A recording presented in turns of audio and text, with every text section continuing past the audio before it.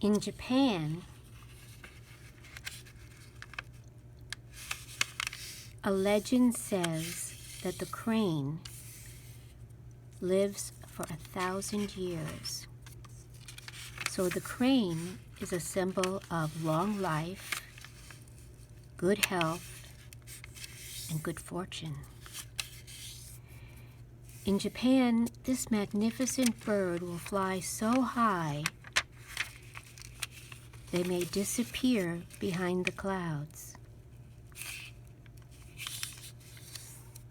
So Japanese folklore tells us that they were messengers to the gods.